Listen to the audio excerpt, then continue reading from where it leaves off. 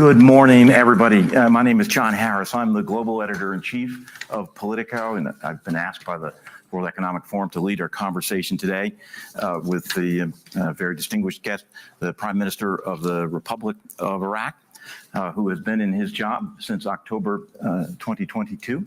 He was well credentialed before that, had a number of ministries, including, I can't list them all, but you had human rights. Did you have agriculture, sir? Hardly anybody, it's hard to imagine somebody would be better credentialed coming into the very difficult job that you now hold. We've got a half hour.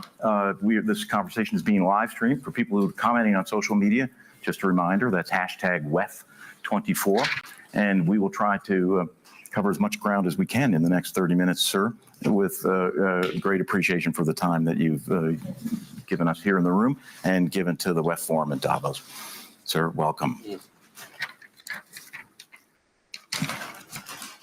Many people, I believe, must have, certainly this is true for many in my country, in the United States, but I think it must be true for many visitors here at Davos.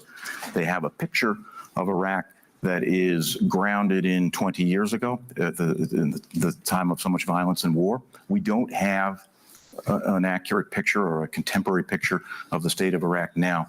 Could you give us your view of the quality of life in Iraq, the degree of safety, the degree of optimism or fear or anxiety that your people feel as you try to lead them? No.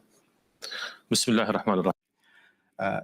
In the name of God, the merciful and the compassionate, a very good morning to all of you.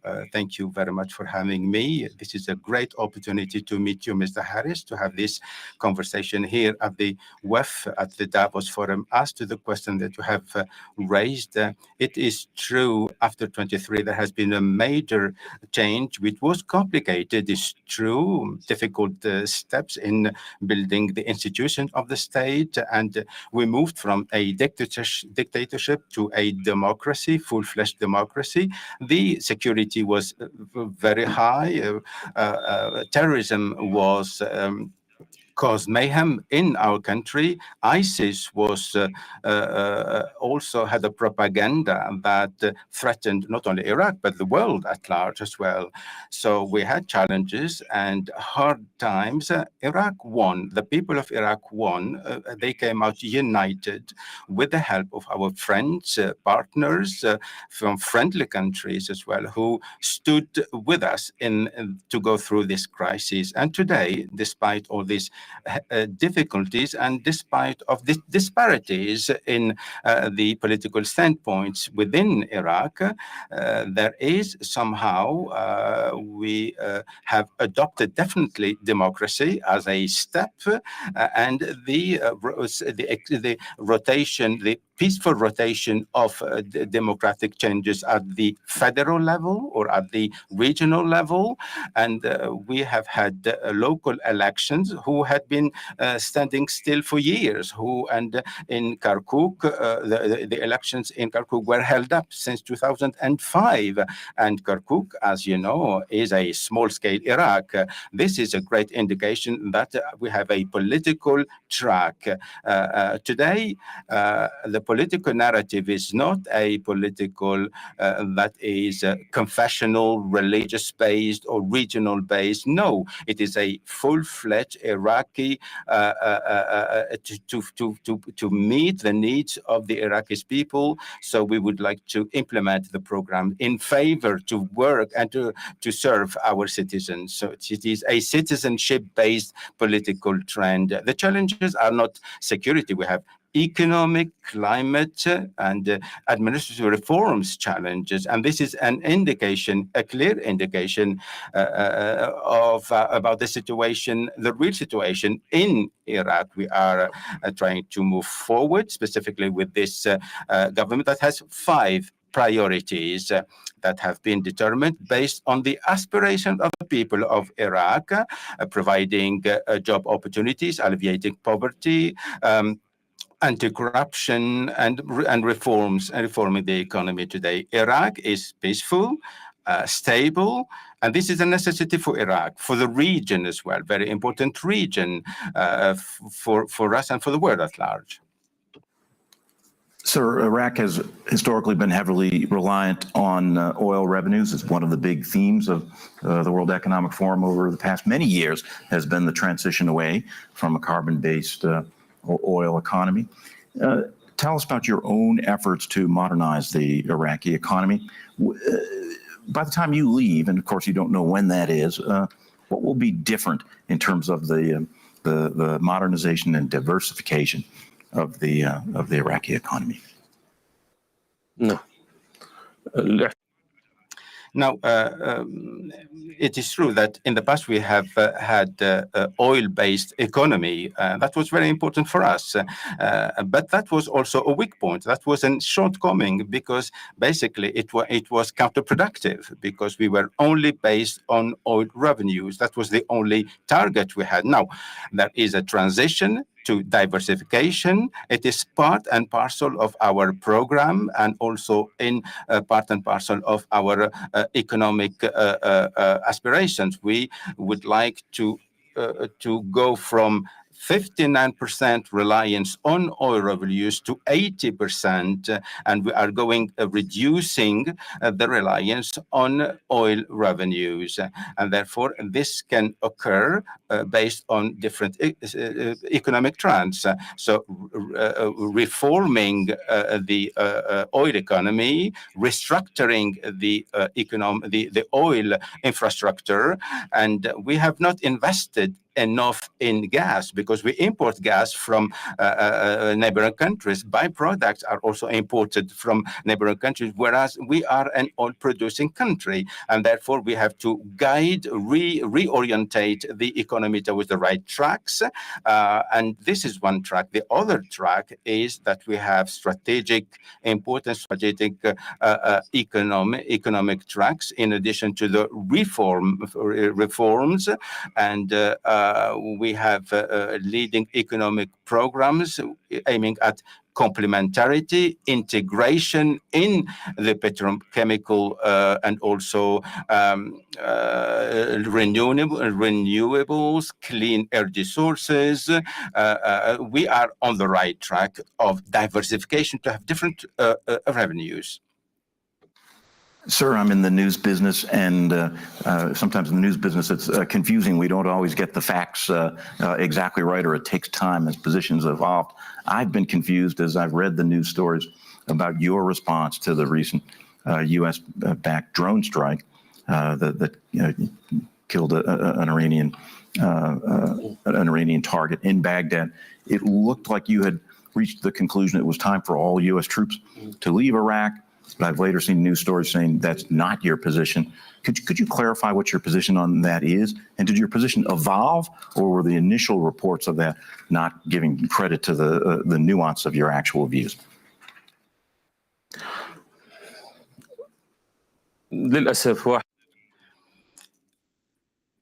Indeed, one of the challenges that Iraq is meeting is that we don't have a proper picture of what is happening. Some agencies, even your agency lately, to be honestly, they take news and we don't know how correct, how accurate the information that are referred to. When we say day in, day out through our foreign ministry, we spoke about position regarding the presence of the international coalition. It is a good opportunity that we reiterate our position. Iraq, government and people are respectful and appreciate the position of the international community that contributed along with the Iraqi people who made a lot to defeat ISIS. This is a clear and gut position, specifically from the Iraqi people. The other issue, now the justification of the presence of the coalitions is to fight ISIS. And today, with the testimony of all the people in Iraq, ISIS is no longer a threat to the Iraqi people. So there are some cells, some groups running away, hiding away, who have hideout in the desert and they are being tracked by the forces of Iraq. Now, the preparedness of our army is clear. We have the preparedness, and this is a sign of stability and a guarantee to safeguard the situation in Iraq. For this, and through these, based on these indicators, we started to implement a commitment made by the Ministry Council is that we negotiate with the coalition to discuss how to finish this mission in Iraq, and that was the aim of the delegation of our visit in 2023 to the U.S. to set up a bilateral group in order to implement the withdrawal of the coalition. Now, what happened on October the 7th stopped the meeting that were in line, and today, after the aggressions that are happening on Iraqi positions, we have now to start the discussion on to prepare the timeline on how the international coalition moves from Iraq, and then we will have a bilateral partnership with regional countries. We will all have a bilateral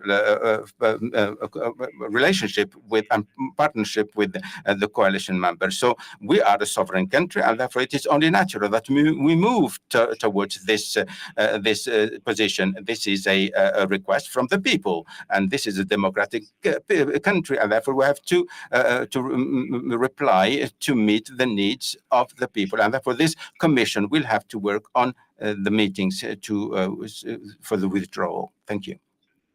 Reflecting the wishes of the people, but in terms of your personal priorities as Prime Minister, is your position the sooner the better, or do you feel this transition should take place purposefully and not necessarily on any set timeline? نعم بالتأكيد.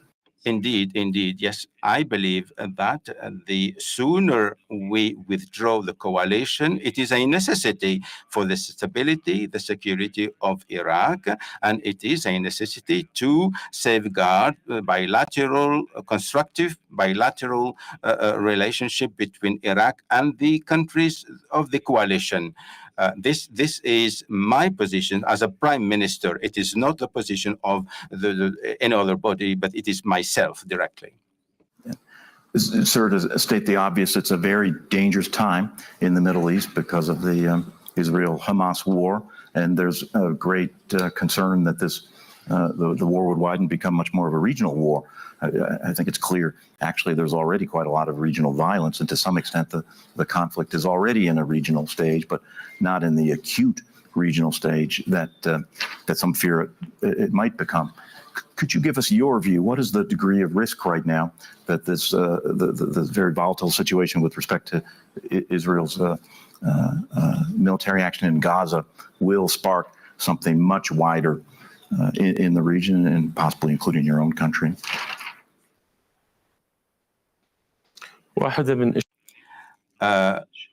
Among the complexities of the security situation in the Middle East is that we ignore a clear situation, which is the fight of the Palestinian people.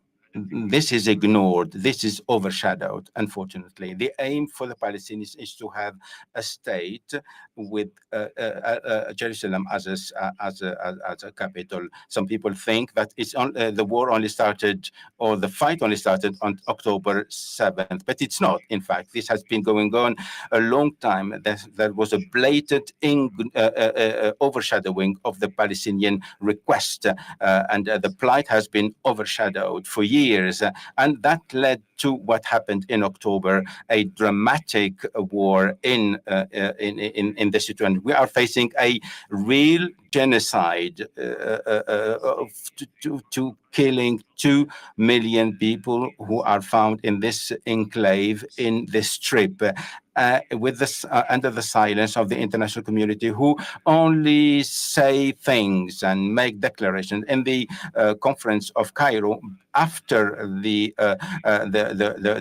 attacks, we all said nobody wants to escalate the war. Nobody wants the escalation. But today, after 100 days, there has been some escalation to the Red Sea, to Lebanon, to Syria. And we don't know what is coming next, basically, because this may yet expand and accelerate. This is a very sensitive area. It is the reserve area for oil. It has, a strait, maritime straits, very important to the world. And therefore, the international community does have a duty to take its legal and ethical position towards the occupation government, because their aim is to continue killing people, warring. We cannot leave somebody like Netanyahu, who is reckless, completely reckless and ethical. We cannot let somebody like that to continue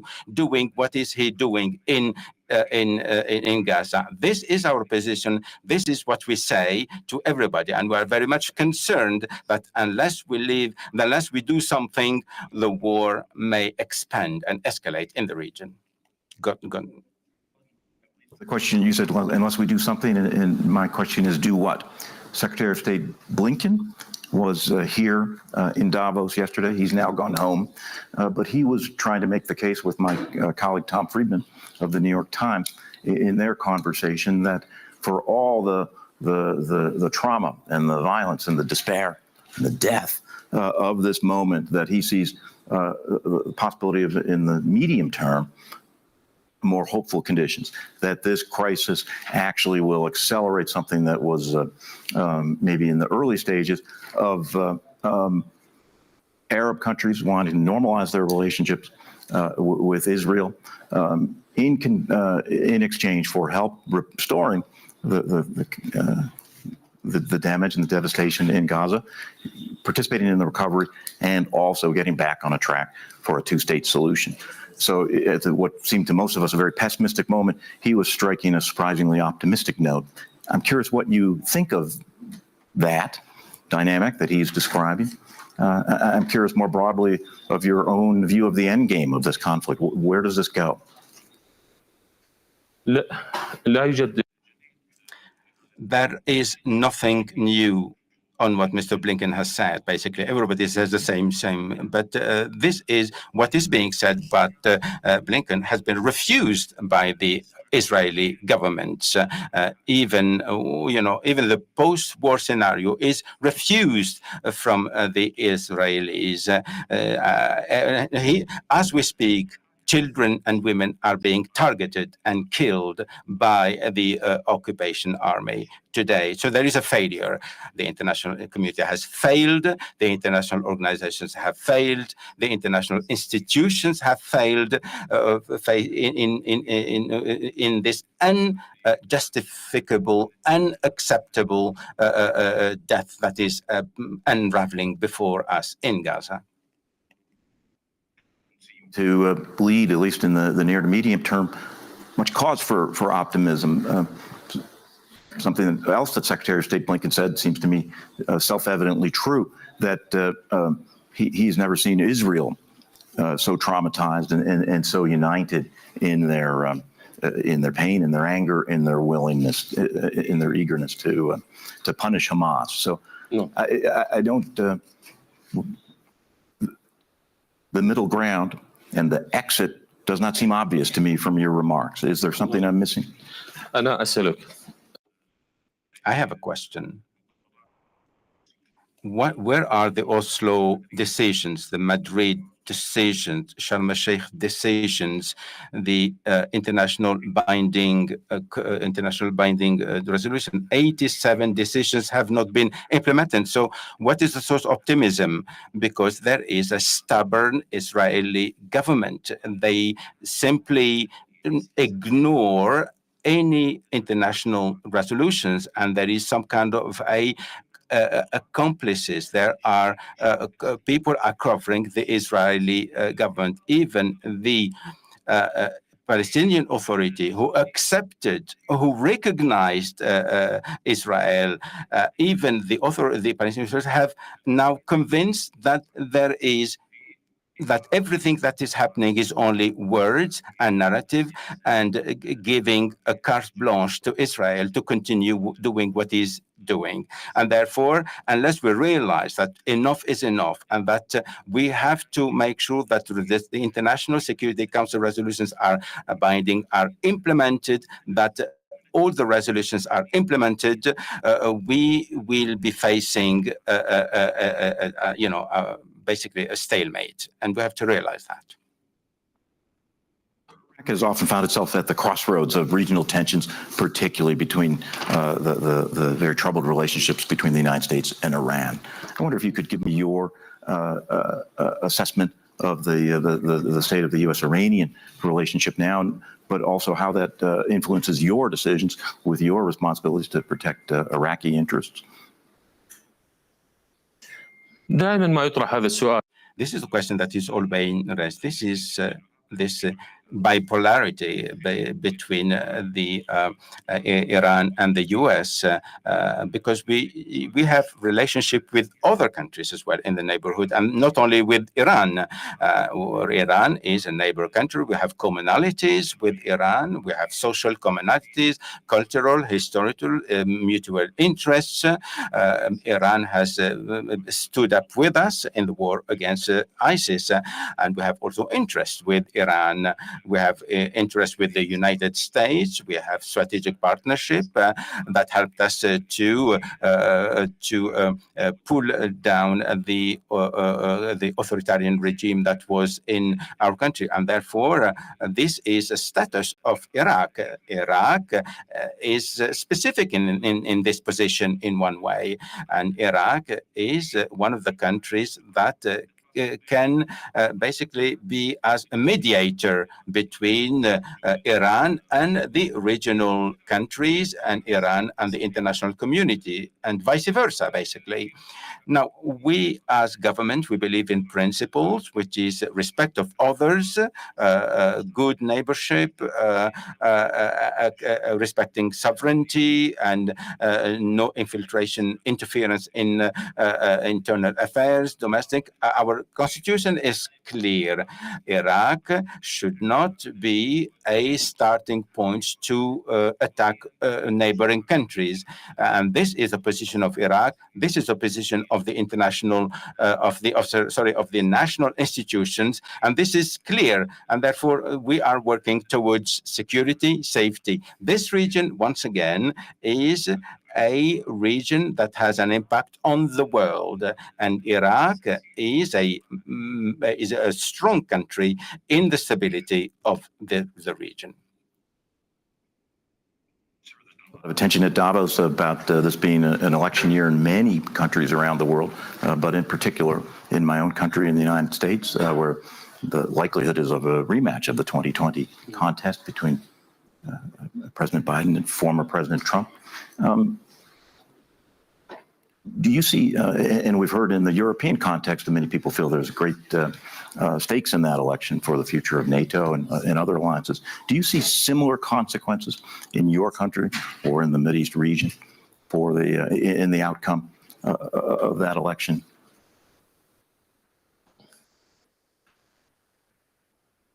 أي انتخابات في أي دولة نحن نحترم. Well, any elections in any country, we are going to respect the outcome of the agreement, of the elections. We have strategic partnership with many countries. We have strategic partnership with the UN, with the EU, EU countries. So I met the commissioners from the EU. We spoke about many projects. We have outstanding relationship with the EU countries. We have mutual respect. There are major investments investments of EU countries and American companies in Iraq, in addition to the programs and investments that are underway. Iraq believes in strengthening its relationship with all the countries based on the values that I just mentioned earlier, based on our constitution. Davos are here because they're heavily involved in climate change and environmental issues. I wonder if you could describe some of the views that you're taking to mitigate the environmental impacts of climate change in Iraq, and particularly in terms of water scarcity, a big issue in your country, and preservation of Iraq's unique natural heritage. ابتداء منطقتنا هي أكثر منطقة Our region is one of the most vulnerable regions to the climate change, and therefore we are going to have a joint committee between the Gulf countries and Iraq in order to work on the climate change. We have a problem of desertification. We have a problem of drought and scarcity of water, and the Tigris and Euphrates level of water also is diminishing, and therefore we are an oil producing countries, and we have the problem of the flaring of the gas wells, and therefore one of the major steps in reforming the energy is to invest this flaring through cooperation with Total and also with other international oil companies. And there are other investments in the sixth round to use these flaring. And now we have involved in project of renewable energies through contracts to use solar panels in order to, and in Davos, there were some concrete understanding between some major investments in using the wind energy, and Iraq has got a very good big potential as well. We also started a different proper management of water resources in our country, so that we will be enabled to meet the livelihood needs and the agricultural and industrial needs. We have participated in COP28 with a negotiating delegation on the part of Iraq, and our aim and our policy in COP28 is to reduce carbon emission at the production level, and this is part of the sustainability program that is underpinning the programs of energy in our country. Just a couple of minutes left, and I was wondering if I could invite you to think a little bit philosophically, both looking backward, looking forward. As you look back at the last 20 plus years of change and in some cases violent disruption in Iraq, is there any particular strategic decision that you wish had gone differently? And then as you look forward to the next 20 years of Iraq, what's going to be different about your country? What does your country look like 20 years from now that's going to make it a significantly different place with higher quality of life for your people? أقول بكل ثقة. Yes, I would like to say that our country is going to be better, definitely better. Iraq is taking very solid steps in the future with the support of the Iraqis with all their components, and this is a source of energy. We are moving forward based on citizenship, based on a partnership and also complementarity, understanding between all the components of Iraq, so that we have a new economic vision. We have a new Iraq with all its projects and partners. We invest the natural resources that we have. We based on our heritage, on our civilization, so that we are able to have a better, brighter Iraq, a united, independent, stable Iraq in the future. Sir, thank you. That's a great note to close on with just the remaining moments here. I want to thank everyone in the audience and everybody online for joining us. Sir, I want to thank you for giving your thoughts and your perspective very emphatically on several points, and we're very appreciative of it. Thank you, sir.